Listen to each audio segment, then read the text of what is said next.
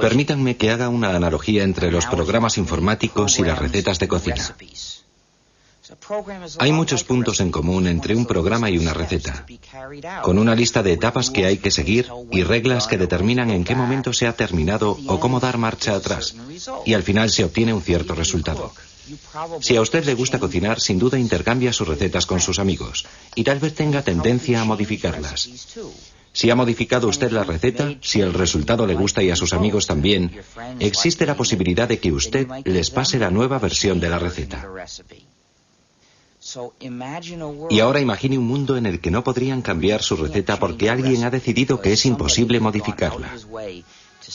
E imagine que si comparte esa receta con sus amigos, le tratarán de pirata y harán todo lo posible por mandarle a la cárcel durante unos cuantos años.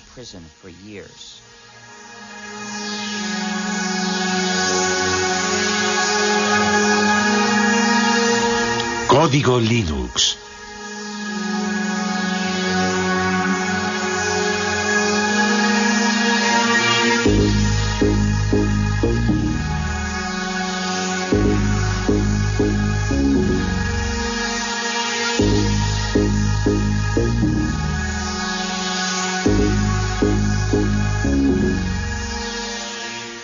Utilizo la palabra hacker en su sentido original para describir a una persona que practica la programación informática como una especie de pasión artística y que forma parte o se identifica con la cultura de los hackers, es decir, con el grupo de programadores que históricamente están en los orígenes de Internet, de Linux y de la World Wide Web. Hacker, qué palabra mágica. El rebelde de nuestra nueva era. En el principio era el ordenador, luego el ordenador personal y por fin apareció la red que ha conectado a todo el planeta y que recibe el nombre de Net. ¿Contra qué se rebelaron los famosos hackers? Para que nuestros ordenadores funcionen necesitan un sistema operativo. Nuestros hackers se negaron a que ciertas compañías, sobre todo Microsoft, desarrollasen sistemas operativos sin entregar al mismo tiempo los códigos de fabricación que permiten adaptar nuestro ordenador a nuestras propias necesidades. Entonces se pusieron a descifrar los códigos para repartirlos de forma gratuita a través de la red y ponerlos a disposición de todo el mundo. Así se inició esta nueva guerra postmoderna entre Bill Gates, jefe multimillonario de Microsoft, y algunos insolentes e impertinentes programadores que rechazan el sistema cerrado en el que quiere encerrarlos el magnate de la informática. Un pequeño genio de Finlandia lanzó a la red un nuevo sistema operativo para ordenadores y un ejército de programadores del mundo entero trabajó con él para hacer evolucionar y dar una salida a este sistema que compite de frente con Microsoft y que recibe el nombre de Linux. Linus Torvalds ha creado un sistema informático que ha cogido por sorpresa a toda la industria. Linux, un sistema operativo que hoy se utiliza en 8 millones de ordenadores del mundo entero. La revista Wired considera a este hombre joven como el nuevo chamán de Bin Minen y declara que su sistema operativo Linux es el producto más magnífico de Internet. El hecho de que Torvalds distribuya Linux de forma gratuita y revele su código fuente le ha convertido casi en un personaje de culto. Linus Torvalds, genio de la informática, sueña con derrotar a Bill Gates de Microsoft. ¿Será de verdad posible? Algunos dicen que Linus Torvalds ha realizado un milagro.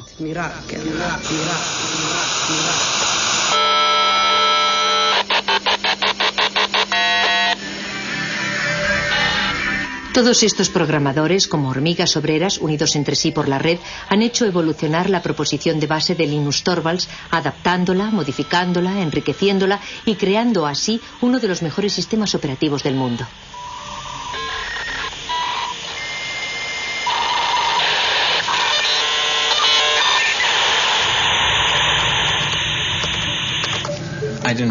Yo no quería que ningún otro hiciese lo mismo que yo, que tratase de encontrar algo parecido a Linux. Me dije, tal vez otro estudiante de informática necesita un sistema operativo y de esta forma no arrancará de cero.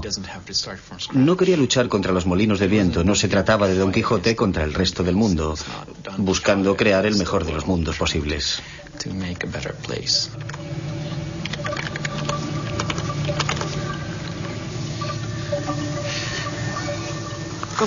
¿Tienes hambre, Randy? Prefiero trabajar con la gente por el correo electrónico a hacerlo cara a cara. Cuando estás delante de una persona tiendes a entrar en todas las discusiones típicas de las reuniones y a perderte en detalles que sobre todo no deberían tener importancia. Cuando te comunicas por email en general te tomas un tiempo para reflexionar antes de enviar tu respuesta.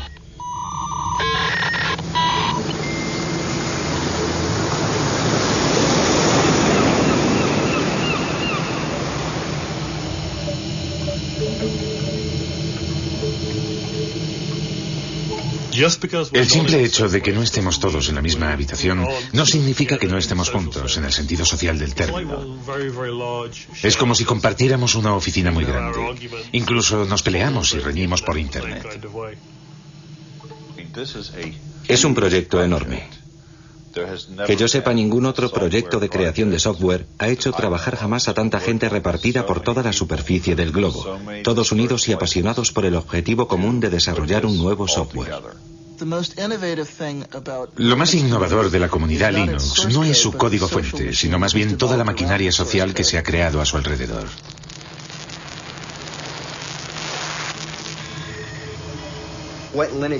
Para explicar lo que es Linux, empezaría por decir que cada ordenador es diferente, cada lector de disquetes es diferente, cada disco duro es diferente, cada controlador de vídeo es diferente y Linux es el sistema que sabe lo que hay que hacer para que todos esos componentes del ordenador ejecuten una tarea simple como borrar el documento o leer el archivo que hay en este disquete o dibujar esta imagen en la pantalla. Linux sabe cómo hablar a esos diferentes componentes materiales y les permite efectuar las operaciones corrientes que realizamos a diario con nuestros ordenadores. ¿A qué nos referimos con exactitud cuando decimos Linux? Algunos se refieren al sistema operativo informático global sobre el que reposa todo lo que ocurre en el interior de nuestro ordenador. Otros utilizan el término Linux para designar la parte más importante del programa, el kernel o núcleo.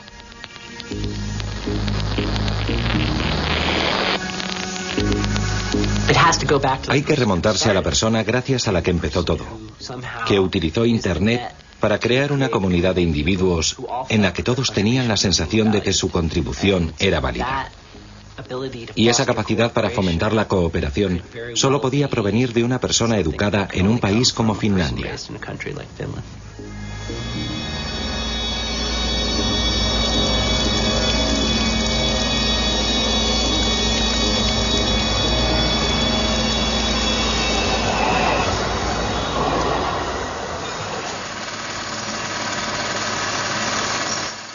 ...1969 fue un año fantástico. Los primeros pasos del hombre en la luna, el festival de Woodstock, el nacimiento de ARPANET, antepasado de Internet, los inicios de Unix, el sistema operativo de los grandes ordenadores y el 28 de diciembre el nacimiento de Linus Torvalds.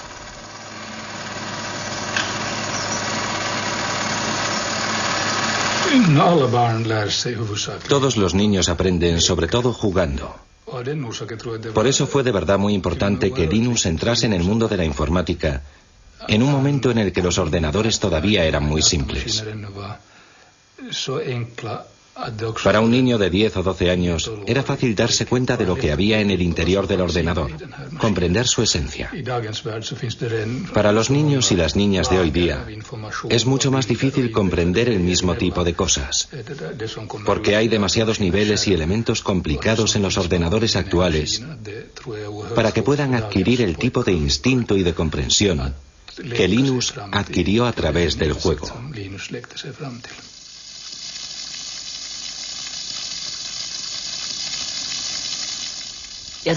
Fue como un flechazo inmediato, tanto para su padre como para Linus. Los dos estaban excitadísimos, como unos niños, ante la idea de probar las posibilidades del Big 20. El lugar en el que Linus desarrolló Linux ya no existe. Ese cuarto existía antes de que tiráramos los tabiques. Aquí había una pared que seguía hasta un poco más lejos. Y allí había otra pared. Más o menos aquí, donde hoy está el sofá, estaban la mesa de trabajo y los ordenadores de Linus. Yo diría que lo que más ha cambiado en él es que se ha convertido en una especie de gurú de la resistencia. Sabe de verdad cómo cautivar a su público, lo que supone un cambio radical respecto a cómo era antes, porque era más bien tímido e introvertido. Y por regla general nunca tenía iniciativas propias, sino que dependía más bien de lo que proponían sus amigos.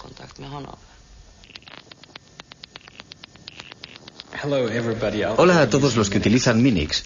Estoy creando un sistema operativo gratuito. Es solo un hobby, no se trata de nada enorme ni profesional como GNU para los clones 386-486-AT. Me gustaría recibir todo tipo de comentarios sobre lo que la gente piensa de Minix, porque mi sistema operativo se parece un poco al suyo. Todas las sugerencias serán bien recibidas, aunque no prometo que las vaya a incluir todas. Firmado linustorvalds@cruna.helsinki.fi.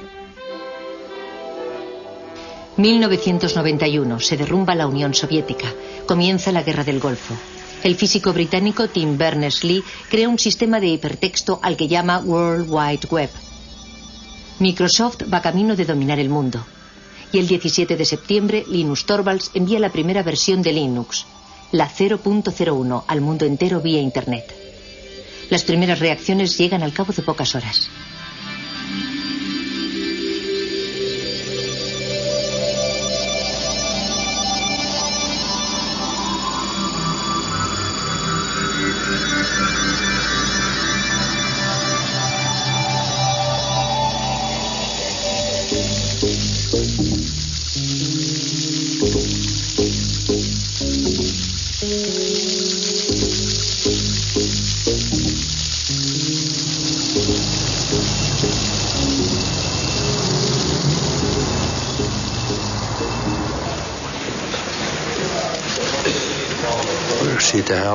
Empezamos a oír hablar de ese programa en la cafetería y decían que había empezado a ser distribuido por Internet. Luego oímos hablar del tal Linus y de la clase de hombre que era. Pero la verdad es que ya se había distinguido con anterioridad por la excelencia de sus resultados.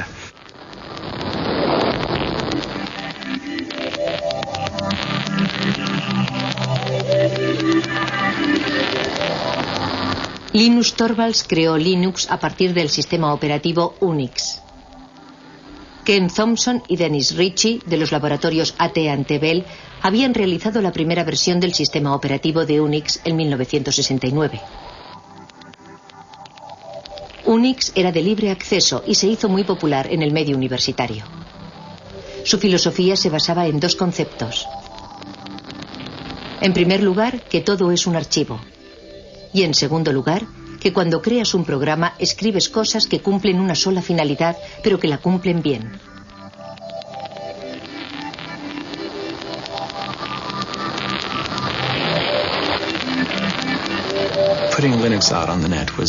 Nos pareció natural poner Linux en la red.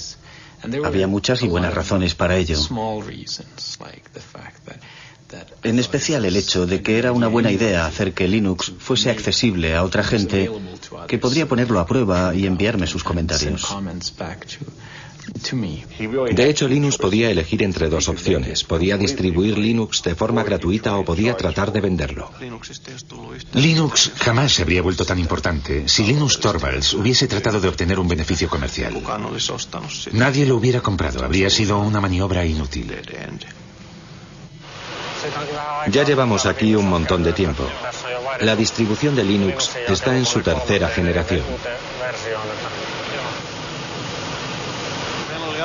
Nos costó mucho trabajo encontrar sitio para Linux. Sí.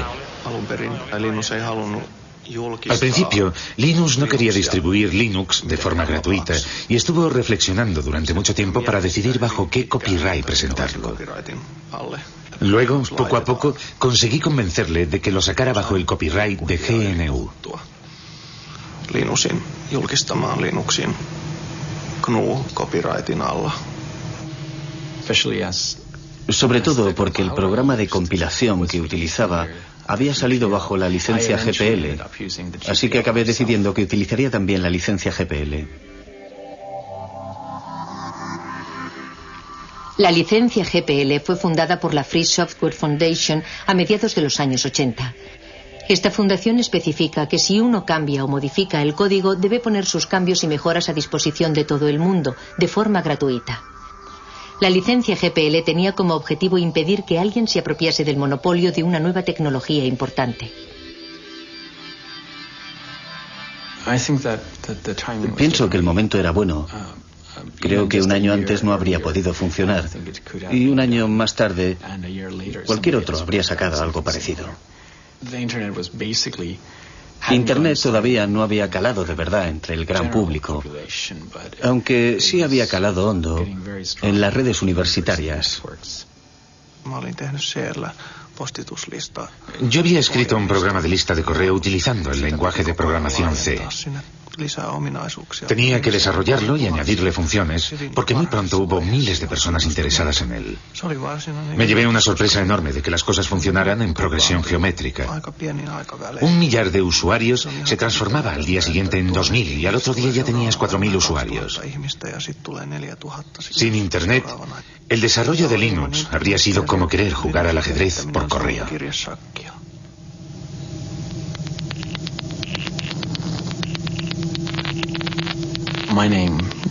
El primer nombre que elegí fue Freaks, para expresar a la vez la idea de free, libre y gratuito, y de freak, raro, diferente, sin olvidar la X final de Unix. A mí no me gustaba la idea de llamarlo Freaks. No me parecía un nombre muy comercial. Ari Lemke, que sacó Linux en el sitio FTP, pensaba que era una mala idea y odiaba de verdad ese nombre. Así que cuando lanzó el sitio FTP lo bautizó como Linux porque sabía que ese nombre iba a funcionar. Nos quedamos con ese nombre, que está claro que es muchísimo mejor.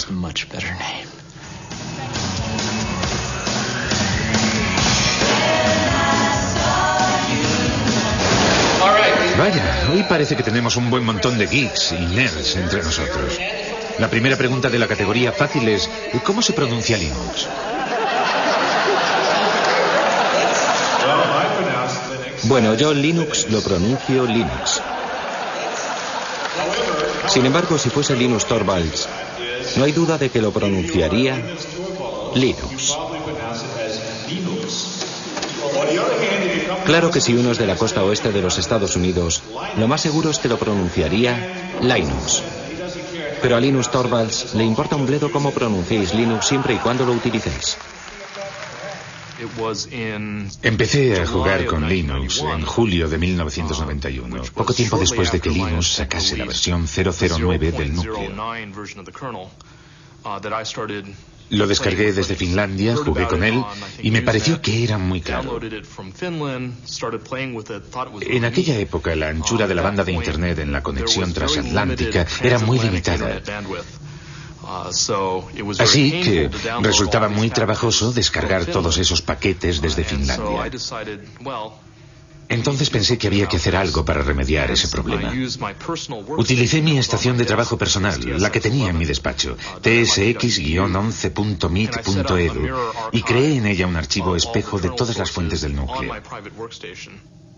Fue el primer sitio FTP de Linux que existió en los Estados Unidos. La primera vez que recibí Linux, lo descargué en disquetes. Luego lo instalé en una de las máquinas de laboratorio de informática de la Universidad de Pensilvania, por lo que me echaron del laboratorio. Pero, en fin, esa fue mi primera experiencia con Linux.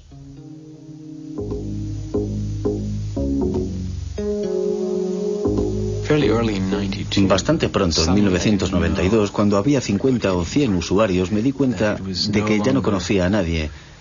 Ya no se trataba solo de mí y de algunos amigos, sino que éramos yo y alrededor de 200 personas más, que yo no tenía ni la menor idea de quiénes eran, dónde vivían ni lo que hacían con el sistema, y eso supuso un gran paso.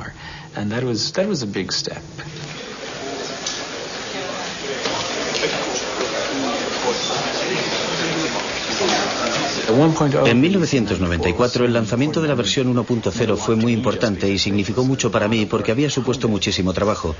Supuso sin lugar a dudas un hito en la utilización comercial de Linux. Antes de la versión 1.0 era realmente muy difícil utilizar Linux con fines comerciales. Les doy la bienvenida al lanzamiento del sistema operativo Linux. Al principio, Linux fue desarrollado para Unix, en especial para un contexto universitario, porque si bien existe una versión para ordenadores personales, su precio es muy elevado. Se puede comprar un DOS para un ordenador personal por 200 marcos, pero Unix puede representar con facilidad un desembolso de 20.000 marcos, que es un precio demasiado caro para un estudiante. Vayan a una tienda de informática y pregunten si tienen el SCU Unix y les contestarán que si están locos. Porque la verdad es que es mucho más sencillo hacérselo uno mismo.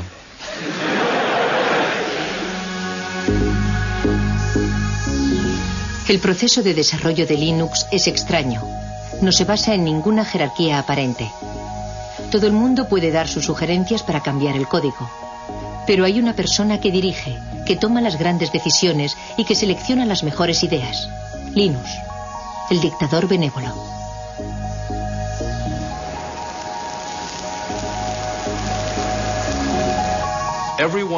Todo el mundo sabía que ese grupo de trabajo necesitaba un jefe.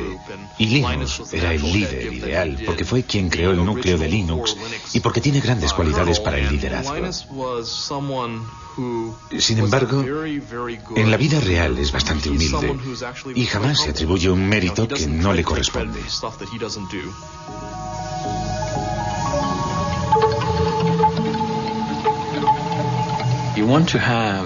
Yo quería que cientos, miles de personas trabajaran en el núcleo al mismo tiempo, pero no quería que se pelearan y se pisaran los unos a los otros, porque en ese caso pierdes mucho tiempo resolviendo los conflictos y te ves metido todo el rato en discusiones acaloradas. Al principio me parecía conveniente presidir esa jerarquía y que los demás fueran como mis lugartenientes, pero las cosas han cambiado. Ahora se trata más bien de una web of trust, de una red de confianzas en la que yo tengo personas en las que confío, que a su vez confían en otras personas.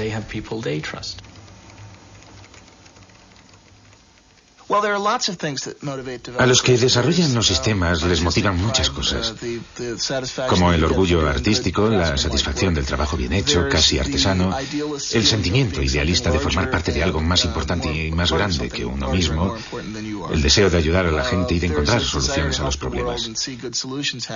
Y, a falta de remuneración, en la mayor parte de los casos esa gente busca sobre todo forjarse una cierta reputación entre sus colegas.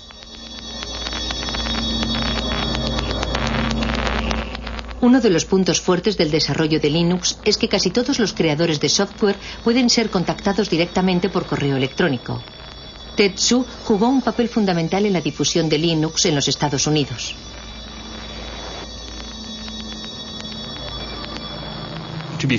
Para ser sincero, es muy fácil decir, si nosotros tomáramos las decisiones, no haríamos esas cosas, pero no recibiríamos todos esos emails diciendo, por favor, quisiera esa nueva función. De modo que no sé lo que haría si de verdad estuviese a cargo de todo. Dave Miller estudia los cambios que los programadores desean aportar al kernel, al núcleo del sistema. Actúa como intermediario entre los programadores del mundo entero y el rey Linus. Nuestra forma de trabajar es la siguiente. Puedes hablar durante todo el día de una gran idea o de una solución genial, pero tienes que proponernos algo. Enséñame algo concreto, envíame un fragmento de código, algo tangible, que yo mismo pueda probar para hacerme una idea de qué se trata, en vez de pasarte el día entero hablando del asunto de forma abstracta. Alan Cox, un hacker renacentista, es el colaborador más cercano de Linus, su mano derecha.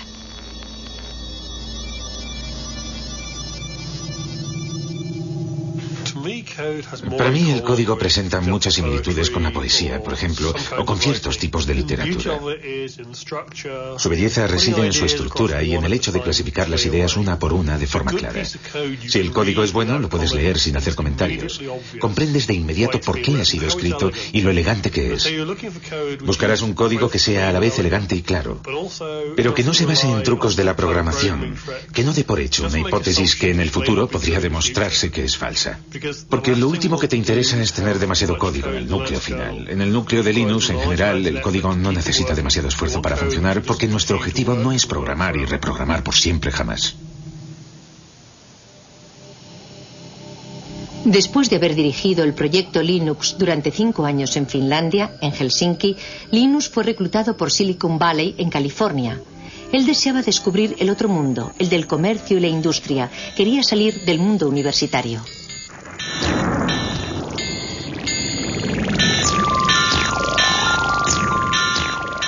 Usted es una figura poco ortodoxa dentro del universo de Silicon Valley. ¿Qué van a hacer con usted? ¿No corre el riesgo de dejarse llevar por el aspecto comercial y enloquecido del lugar?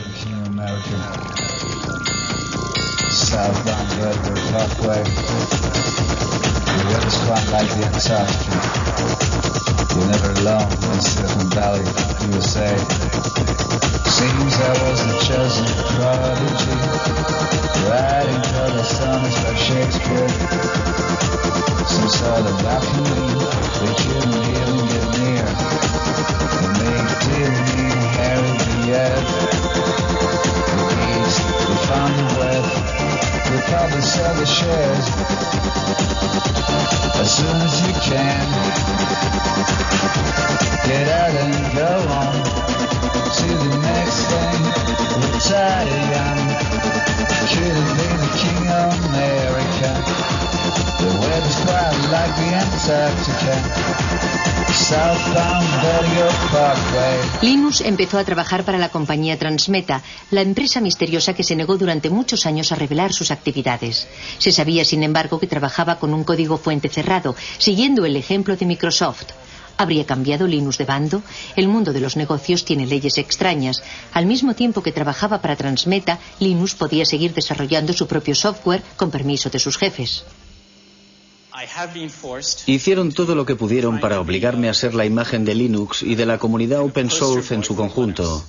A pesar de que no había sido yo el que había tenido la idea de open source.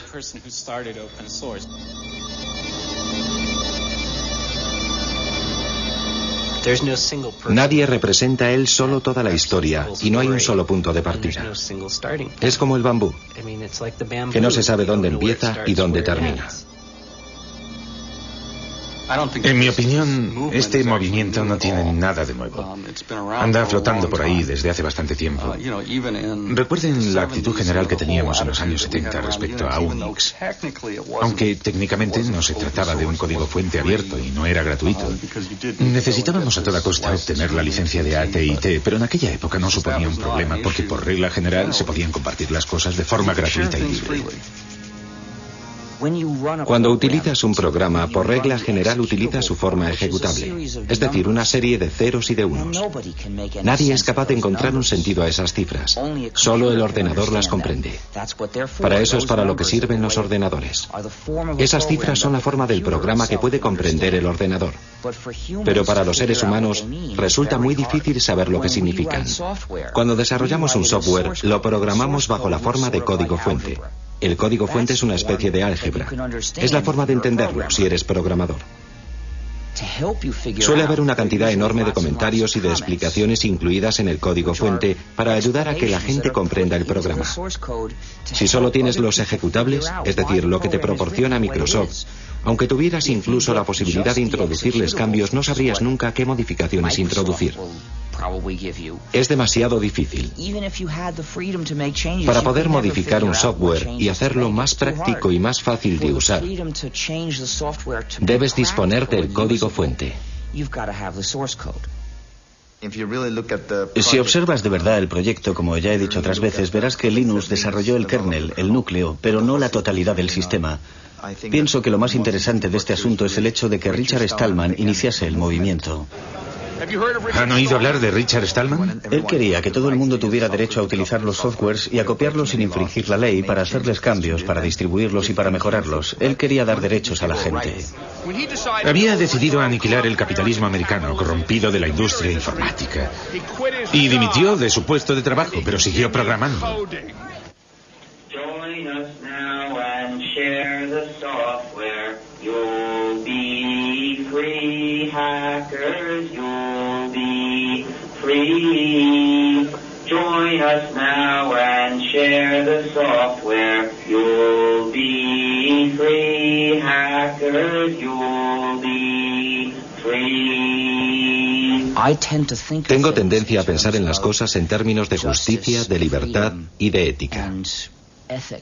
Lancé la idea en noviembre de 1983, pero todo comenzó en enero de 1984, cuando dimití de mi puesto en el MIT para empezar a desarrollar un sistema operativo gratuito al que bauticé con el nombre de GNU.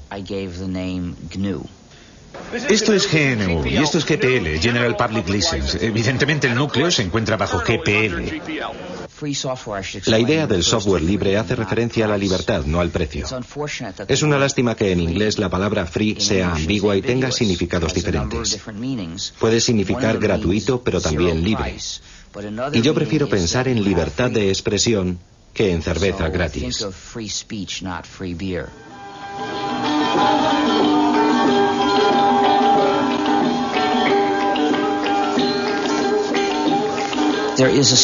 Existe una similitud entre el folclore cuando un poema o una canción se redefine o cambia de forma de un cantante a otro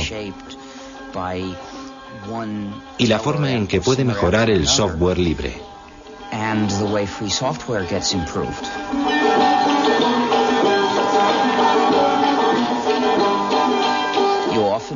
A menudo el software libre es desarrollado por un grupo de personas que no incluye a ninguno de los que lo desarrollaron al principio. En 1991 casi habíamos terminado el sistema GNU. Nuestro objetivo consistía en crear un sistema operativo como Unix, pero completamente gratuito. Ese sistema operativo completo necesitaba muchos componentes diferentes. En 1991 los teníamos casi todos. Habíamos creado la mayor parte de ellos y habíamos encontrado otros, creados por otros programadores para sus propios fines, pero que nos servían. Así que los integramos en el sistema GNU. Todavía nos faltaba un componente importante, el componente que llamamos kernel o núcleo. De modo que nos vino muy bien cuando Linus Torvalds creó su núcleo.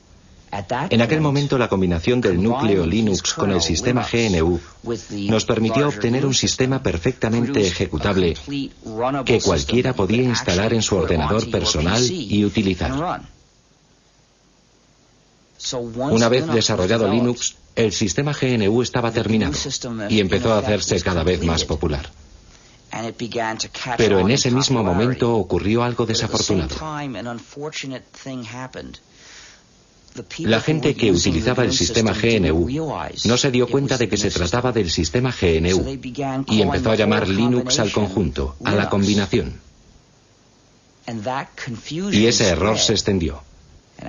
A los que trabajaban en el proyecto GNU les resultaba muy difícil atraer la atención del usuario sobre esas cuestiones éticas y políticas.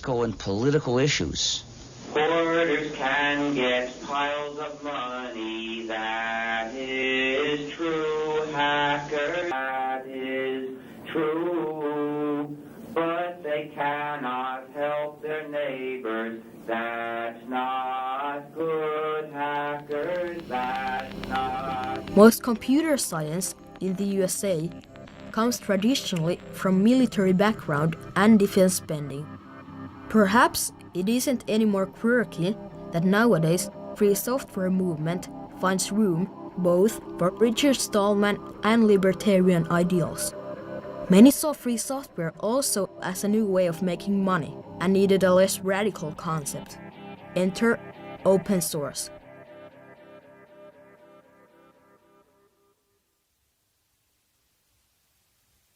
We looked at the history of advocacy in what at the time was still mostly called the free software movement, and we concluded that it hadn't worked. That in fact the rhetoric and the tactics used by Richard Stallman and the Free Software Foundation had probably left us worse off than we were when we started. The term open source doesn't really imply a lot of political issues like it used to. The free software term still does. There is now a second movement, the open source movement, where they consider only the practical benefits, and they refuse, and I mean that literally, they carefully avoid the issues of principle, freedom, ethics, and making a good society for people to live in. That kind of language is implicitly threatening to people whose day-to-day concerns are, how do I increase my shareholder value? How do I keep control of my business? How do I address my actual down-to-earth problems? People like that, when you walk into their offices and say, you should use all open source for your business because sharing is good and hoarding is evil, it doesn't work. It just does, as communication, it fails. I am not against business. I don't believe in abolishing business. I do business myself. But I believe business should not dominate all of life. The rules of society should not be chosen primarily to please business. In early 1998, majority usage in the community went from free software to open source in 6 weeks flat in the late spring, early summer of 1998. And that told me that there had been huge pent-up demand in the community for a way of explaining what we were doing that was more effective. The whole attitude in the trade press and in the investor community completely turned around, 180 degrees. The same people who had spent years and years and years sneering dismissively at free software and talking about sandal-wearing freaks with long hair, those very same people within a year were falling all over themselves to write laudatory articles about the wonders of open source and peer review. And this was really funny because it was the same software and in most cases the same people.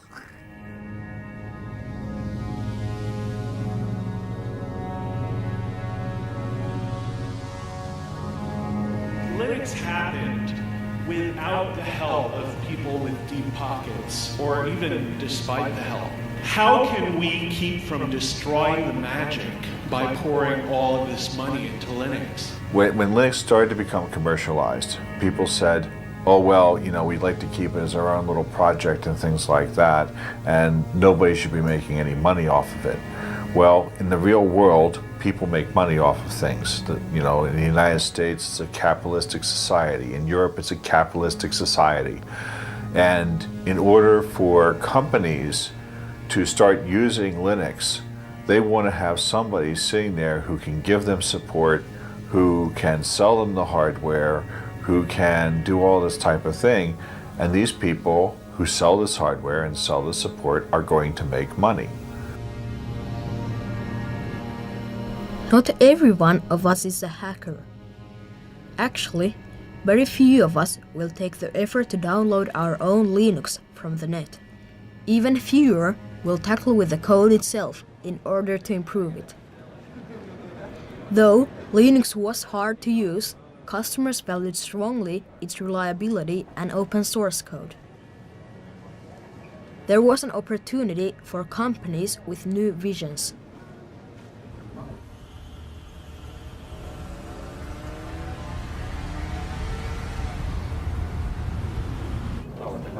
For Red Hat, it wasn't important that we ship a better operating system than Microsoft's or Sun Microsystems. It becomes really important that we ship an operating system that solves a problem for our customers that they cannot solve using the traditional proprietary binary-only software.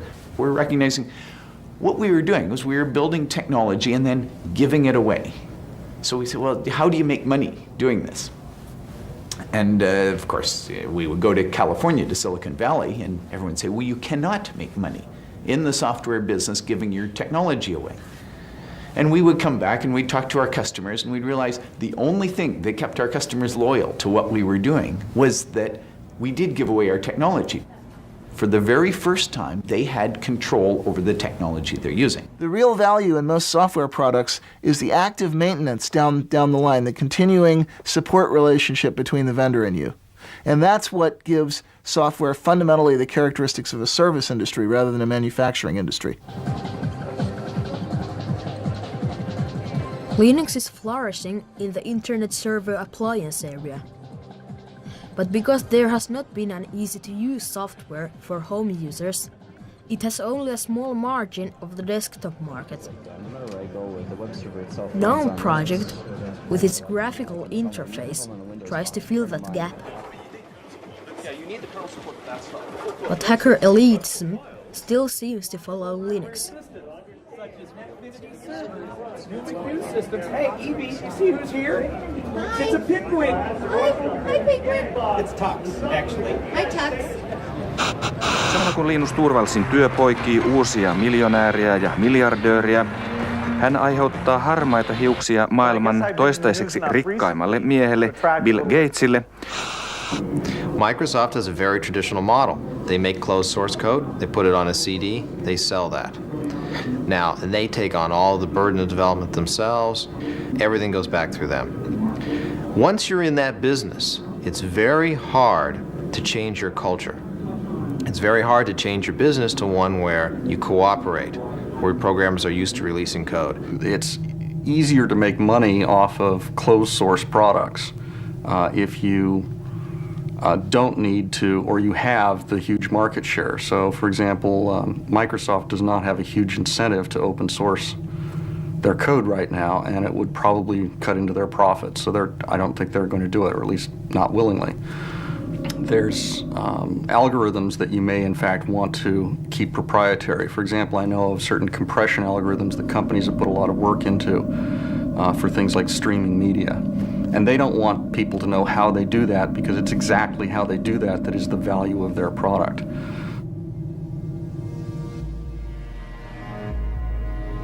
Fighting between Linus, who's the leader of Linux, and Bill Gates, who's the leader of Microsoft, and it becomes really personal. And for our bizarre question, whose lips are these? I'd say these are Bill Gates' lips telling another lie.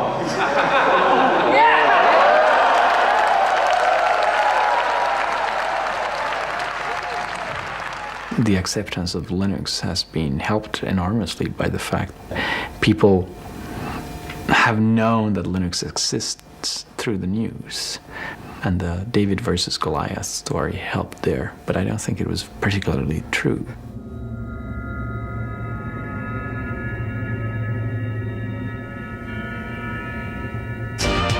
You're a socialist. That's one of the labels people put on. Is that true? Det är ju ingen hemlighet, jag tillhörde radikalerna i slutet av 60-talet med gamla studenthus och studenternas FN-förening som organiserade nästan alla demonstrationer på den tiden. My personal belief system is more one of personal honor. And I don't care what anybody else does. I want to do what I feel is right. Att Linus håller sig oerhört på ett mycket bestämt avstånd från det där, från politik, och det hänger säkert ihop med att han så att säga skadades lite under sin tidigaste barndom av en mycket aktiv och politisk far. It is also about having a social conscience. And if you call that socialism, then yeah, I guess I'm socialist. Att han är radikal inom ett ganska bestämt område där han själv skapar ramarna för sitt område, eller han går, som jag upplever det, oerhört ogärna ut i det där i lösa, lite flummiga samhällspolitiska resonemang. Och där finns den här skiljelinjen mellan den här pragmatikern som vill syssla med någonting som är kännbart och inte låta liksom ångan åka ut genom det där öronen och flumma iväg om någonting som vi gärna gjorde på 60-talet. This is a community you can take, but you must give back. I am very pleased to announce to you today that the winner of this year's IDG Linux 12 Hours Award is Debian. Good that the Linux community has been fairly positive towards new things, including the commercial efforts. Hi. I'm from Brazil, and I would like to know what can we do to bring you to Brazil in May next year. Can you come to the VA party Wednesday night? I will almost certainly be there, yes. Okay. But I need to go to the Green Flag. See you later. I'm hearing that you're going shooting during the Well, you come with us, man. No. Tell him Anita said hi, and I'm still working on my speed. Tell him that he'll know what I'm talking about. I'm sure a lot of the community is worried that, you know, these big enterprises, these big commercial vendors are not going to be able to give back to the community. The thing is that people expect other people to be nice and take care of things, and I don't think that is true, and I don't think that it should be true, and I think the power of Linux is that even if nobody else helps you an inch of the way, you still have your own copy of Linux, and you still have your own power to do whatever you want. And that partly just because I want to avoid the politics of Linux. I want to be somebody that everybody agrees is a nice guy, and he doesn't butt in. Next day. Just one last question. Sure. I'm from India. Do you get a lot of developers from India contributing to the kernel? Not that many. What is the message that you would like to give them so that you get more and more of them? I think one of the problems is just infrastructure. They don't even necessarily have internet access, or they have very slow internet access. And I think that people are also maybe not used to do this collaboration on the internet, and they're kind of nervous, right? Any message you want to give them, motivate them to get more of those developers?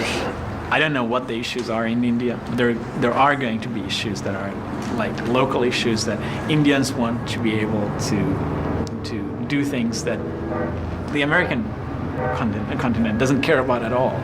And I think that's really motivational when somebody says, hey, I can solve this and I can make my own version of Linux and it will be better for me, right, as an Indian or as a just whatever person. And that's how you should be motivated, and whatever I say, you should not care. If you want to find out firsthand, Linus, like what Indian problems are you working? I don't want one to more. know. We did just one more. Sorry. Thank you very much for your time. Thanks. If you come down to India next time, I will try to, but I will. When you take a holiday, I will take a holiday. Can I give you one hand? Take a picture for Dutch magazines. Okay. Are you planning on coming to the Netherlands? The real value of Linux may be somewhere else than knocking Microsoft out. Linux was designed to run on a cheap hardware and to solve common problems. If you are poor, it is a real alternative, free of charge. Linux projects started in Europe and the United States. But by now, free software allows it to find ever more new programmers from new sources, from regions where computing is still in its infancy.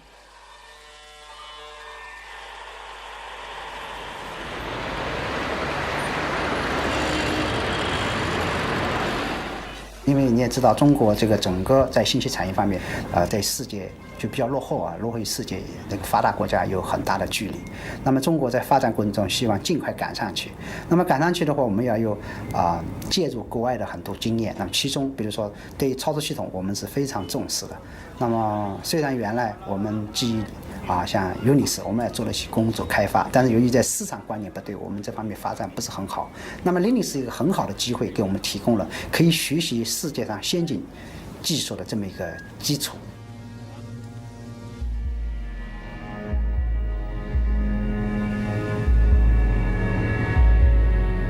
And I think that this is the greatest transfer of wealth we may have ever seen between kind of the industrialized rich North, and I'll put Europe and the United States together in that, and the third world.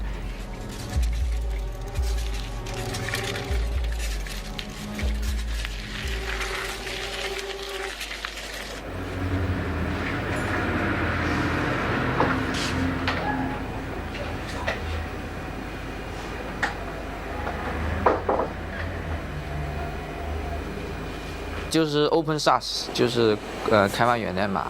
我觉得这一点对很多人来讲是非常重要的。因为我毕竟是很喜欢哲学，所以我很多时候喜欢从哲学的这种角度来看，就是说，我觉得它是比较符合科学精神，就是说把这些知识共享，就不会有任何的隐瞒。就我觉得印象比较深是这些。我在那个公众上面加个 News 服务器吧，起身说要。好啊，我加完了再跟你们说吧。OK。其他领域，所以我从来不把它看作只是在这个电脑界里面才会有作用的。You have basically one of the most privileged classes in capitalism, programmers. They can make so much money from working as programmers that they have the time to devote to their own hobbies. Programmers like Alan Cox, they could name their price. Here are these people who are at the top of the heap, and through the structure of transfer of intellectual property that they've come up with, they are transferring that wealth. It is socialism in action, even if the libertarians, are horrified whenever that is mentioned.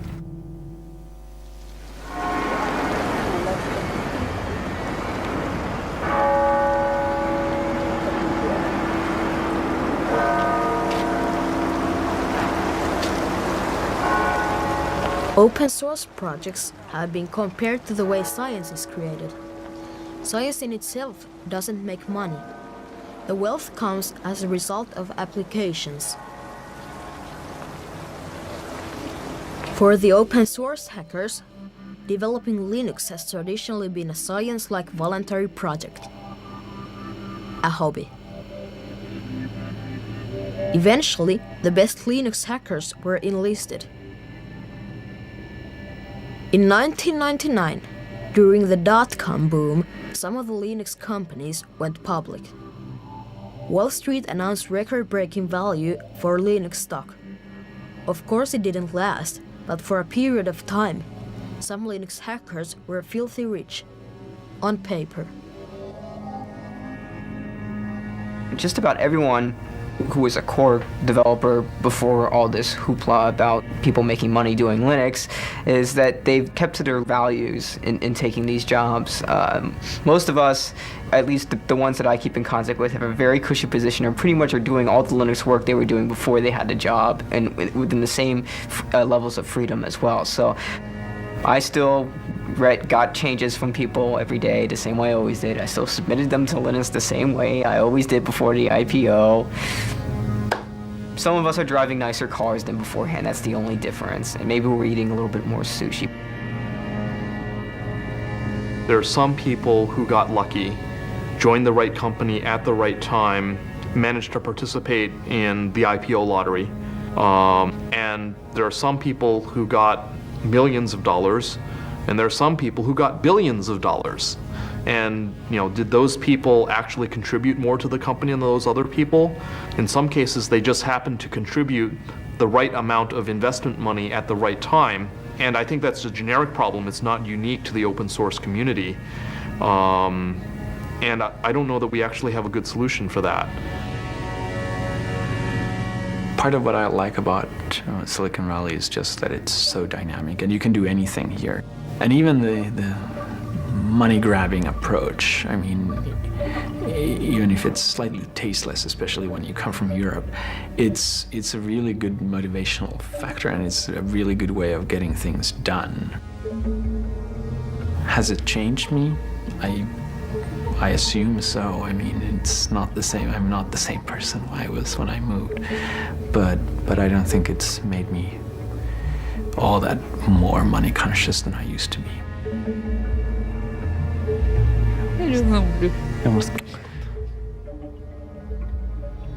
2001, imagined by Stanley Kubrick. In the most ambitious and grotesque PR stunt in history, suicide hijackers blitz America, with far-reaching consequences. IT recession affects also open source. No longer does Linus have to act in public all the time, as an enlightened philosopher ruler, harassed by the media. But the coolness of Linux still intact. the phenomenon disappears into gadgets, invisible pieces of technology for households and entertainment industry.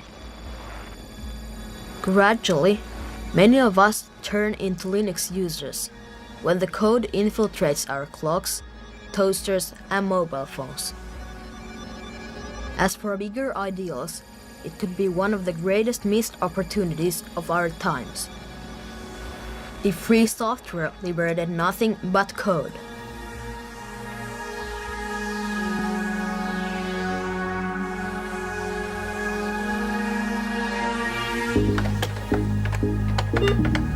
There's no question that development of technology is just going to make Linux obsolete at some point.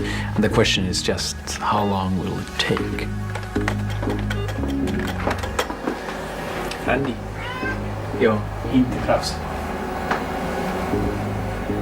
Will it be in 5 years, will it be in 15 years, or will it be in 50 years?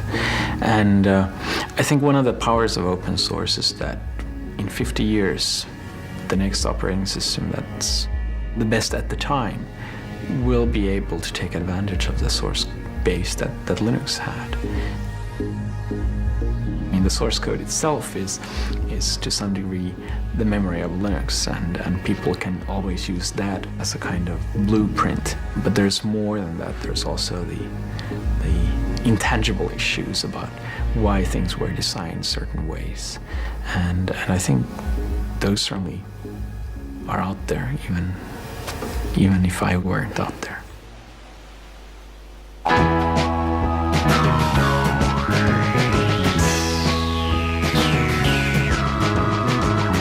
Let's get a burger, start thinking, the type used for printing, and the book that he prints will get people thinking.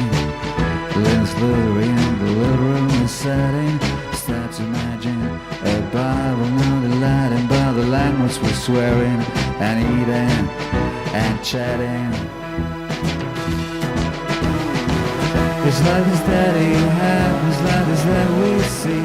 Big changes through a human history, not by some powerful latest decree, but botanic incremental degrees. Mr. Linus goes to Washington to speak about praxis, gradual change, little man and universal access. Linus against Goliath with nothing else to fill but sling a little stone in the face of Big Bill. But Linus Jefferson's good the strings that lose, and it changes the way the world plays the blues. It's like this that it happens, like this that we see. Big changes through human history, not by some powerful latest decree, but botanic incremental degrees. Like a butterfly in Helsinki fluttering its wings, producing hammerhead storm clouds over Beijing. When Hermit-like programs become a community, and information achieves its manifest destiny, but to be free.